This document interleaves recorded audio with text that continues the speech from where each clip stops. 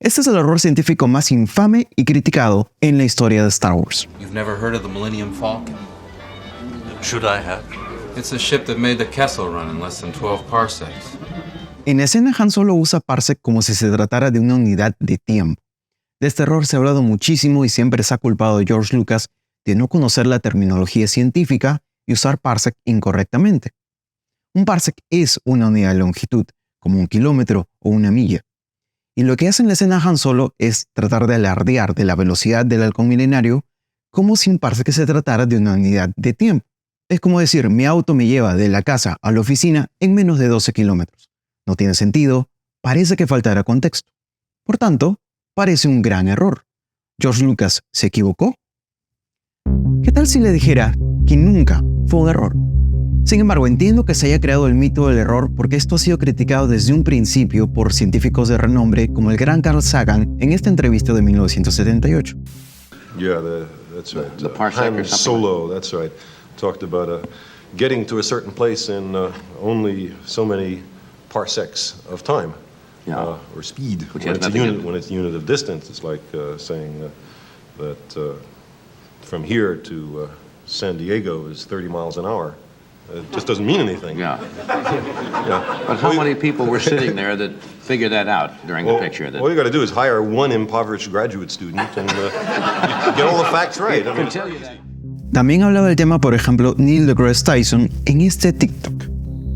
A parsec is a unit of distance. It's not a unit of time, as implied by script that has unfolded in the Star Wars franchise, beginning with the original movie, where Han Solo is bragging how fast his Millennium Falcon is, and he claims he could do some route in a certain number of parsecs. No! You know what that's like? That's like if I ask you how much you weigh, and you say, oh, I weigh $3.40. How fast are you going? Oh, I'm going 43 degrees Fahrenheit. You can't mix units. Bueno, si lo dicen ellos, entonces tiene que ser un error. Bueno, discrepo con ambos. Por supuesto, los respeto muchísimo, Carl Sagan es uno de mis héroes, y por más científicos renombrados y todo lo que sepan de ciencia, creo que no saben lo suficiente sobre Star Wars. Y déjenme adelantarle algo, este error no ha sido arreglado en la película de Han Solo del 2018, como se suele decir, ni por asomo.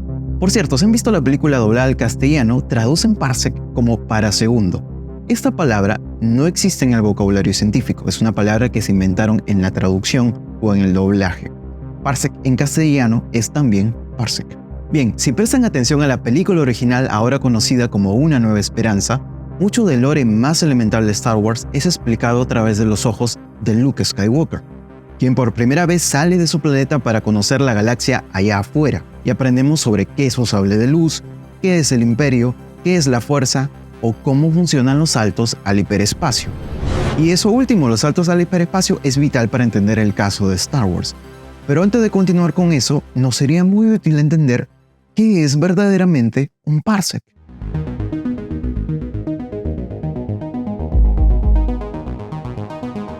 Los astrónomos tienen otras unidades de longitud aparte del parsec. Por supuesto, usar kilómetros en astronomía es altamente insuficiente porque 1 kilómetro a escala espacial es una unidad insignificante. Por tanto, se usan unidades como el año luz. Un año luz es fácil de entender porque se trata simplemente de la distancia que recorre la luz en el vacío durante un año. Luego está la llamada unidad astronómica, que es la distancia promedio entre la Tierra y el Sol. Pero el parsec es una unidad un poco más compleja de entender, aunque absolutamente ingeniosa e interesante. Primero, para entenderlo hay que empezar con un concepto llamado paralaje. El paralaje es el efecto por el cual un objeto parece cambiar de posición dependiendo del ángulo en que se le observa. Este efecto es fácil de observar y todos hemos hecho esto alguna vez. Si ponen su dedo frente a ustedes, cierran un ojo y dejan abierto el otro, luego lo abren y cambian al otro ojo, el dedo parece cambiar de posición, a pesar de que no lo estás moviendo. Y si pones el dedo más cerca al rostro, el cambio de posición parece incluso ser mayor. Esto sucede porque estamos observando el dedo desde dos posiciones distintas, la del ojo derecho y la del ojo izquierdo con respecto al fondo. Entre la distancia de los ojos y la posición del dedo se forma un ángulo. En cuanto más cerca está el objeto, el ángulo aumenta y el efecto de paralaje es más pronunciado. Entonces, antiguamente los astrónomos imaginaron que podríamos ser capaces de observar un efecto de paralaje con las estrellas. Si podemos observarlas desde dos puntos distintos, las estrellas más cercanas deberían parecer cambiar de posición con respecto a las estrellas más lejanas. Y si se pudiera observar ese efecto, también sería posible derivar la distancia de dicha estrella con respecto a nuestro sistema solar. Pero las estrellas están tan lejos que para medir este efecto necesitamos observarlas desde dos puntos muy separados entre sí. Así que a los astrónomos se les ocurrió que estos dos puntos deberían ser los extremos de la órbita de la Tierra alrededor del Sol. Si queremos observar el paralaje de esta estrella con respecto a un fondo de estrellas más lejanas, podemos observar su posición desde la Tierra en enero, luego las volvemos a observar 6 meses después, en julio.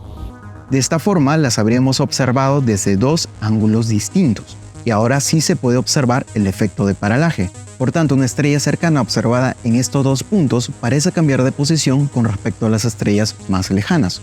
Pero como les decía, los astrónomos estaban interesados en usar el paralaje para medir a qué distancia se encontraban esas estrellas de nosotros. Por tanto, entre los dos puntos en que se observa la estrella y su posición, se puede formar un triángulo. Al observar la variación de la posición de las estrellas, se puede conocer este ángulo. Ahora, verán que el Sol se encuentra en el centro de las dos distancias en donde observamos a las estrellas, porque está al centro de la órbita, en promedio. Por tanto, aquí podemos formar un triángulo rectángulo. Ya conocemos este ángulo. Este de aquí es un ángulo rectángulo de 90 grados. Como en la geometría euclidiana, la suma de los ángulos de un triángulo resulta en 180 grados, podemos obtener también el valor de este ángulo de aquí. Ahora, esta distancia de aquí es la distancia promedio entre el Sol y la Tierra, también conocida como unidad astronómica. Y como esa distancia ya es conocida, podemos obtener por medio de trigonometría simple la distancia de aquí, que es la que importa. Pero la distancia de las estrellas es tan lejana que el ángulo de paralaje no puede ser medido con grados. Necesitamos usar una medida mucho más pequeña. Y aquí vienen los segundos de arco. Si dividimos un grado entre 60, obtenemos un minuto de arco, lo cual sigue siendo una unidad muy grande para esta medida.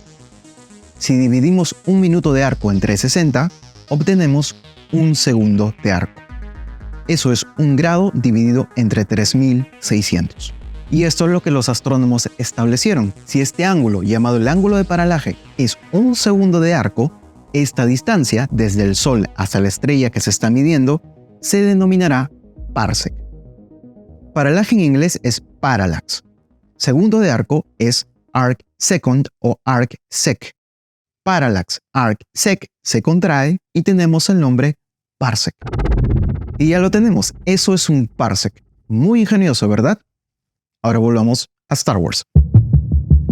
Ahora, cuando entendemos el origen de la unidad de longitud que es el parsec, entendemos el verdadero error de usarlo en Star Wars. La historia sucede en una galaxia muy lejana. Por tanto, no tiene sentido usar parsec porque este solo tiene sentido en el contexto de nuestro sistema solar, porque se deriva a partir de la unidad astronómica, que es la distancia promedio entre la Tierra y el Sol. Pero vamos a obviar eso y concentrarnos en la idea de George Lucas de los viajes a través del hiperespacio. Hablar de lo que es el hiperespacio puede dar para un video dedicado, pero en resumen, en la ciencia ficción, el hiperespacio se refiere a una región que va más allá de las 4 dimensiones del espacio-tiempo conocidas. En Star Wars, el hiperespacio es lo que permite a naves que tengan un hiperpropulsor viajar en esta región alternativa del espacio-tiempo y pueden alcanzar velocidades que van más allá de la velocidad de la luz. Y aunque las películas a veces digan que van a saltar a la velocidad de la luz, lo que hacen es referirse a romper la barrera de esa velocidad, porque viajar a la constante de la velocidad de la luz sería muy lento, por tanto necesitan viajar más rápido que la luz a través del hiperespacio. Y aquí viene por qué la frase de Han Solo y los 12 parsecs nunca me pareció un error. Cuando vemos las películas de Star Wars y observamos un grupo de naves entrar al hiperespacio al mismo tiempo, cuando salen de él, todas parecen salir juntas también al mismo tiempo. Por tanto, dentro del hiperespacio parece que todas las naves viajan a la misma velocidad. Entonces, viendo solo las películas, ¿cómo podríamos decir que una nave es más rápida que otra dentro de esa región alternativa que es el hiperespacio? La idea de George Lucas es la siguiente. Si saltas al hiperespacio desde un punto A de la galaxia hacia un punto B, no hay forma de hacerlo en una línea recta, lo cual sería la distancia más corta. Porque en esa línea recta puede haber obstáculos, planetas, estrellas, cometas, campos de asteroides, etc. Por tanto, se debe calcular una ruta, de la misma forma que lo hacemos con un GPS. Se debe evitar los obstáculos. Los cálculos para trazar esa ruta lo hace la computadora de navegación de la nave. Y lo que hace especial al Halcón Milenario es que tiene una computadora de navegación que hace cálculos mejor que cualquier otra nave. George Lucas lo explica muy bien en el audio comentario del DVD que salió en el año 2004. One of the concepts that is sort of controversial is the fact that when Han Solo talks about getting from point A to point B, he talks in terms of parsecs, which is distance rather than time. The premise being that in order to travel through hyperspace, you have to plot a course around all of the stuff, all of the planets and stars and everything. So the fastest way to 2 points is a straight line. The Millennium Falcon has an extremely sophisticated navigation system. The reason it's the fastest ship in the galaxy is not because it actually has speed, but it has navigational skills that allows it to go from point A to point B faster than anybody else. And of course that was never explained and people got very confused by it. But if you follow the story, I think you would figure it out that speed is determined by distance.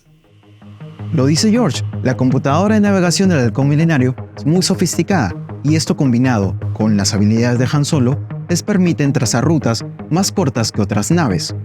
En otras palabras, el Halcón Milenario toma atajos más cortos. Y ahí sí tiene sentido hablar de distancia. Si para un piloto es conocido que el corredor de Kessel toma más de 12 parsecs, decir que tu nave puede hacer el recorrido en menos de 12 parsecs tiene sentido y es correcto. Bueno, pero los escépticos dirán, a George Lucas se le ocurrió la idea después para tratar de corregir su error.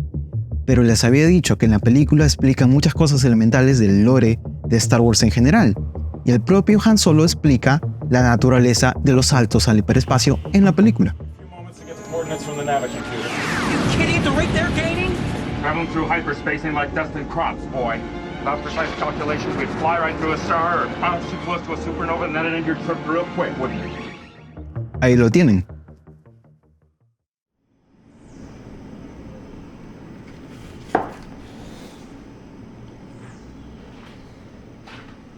Ahora, la novelización de la película de 1976 dice otra cosa. En la misma escena, Han Solo no dice 12 parsecs, sino 12 partes de tiempo estándar.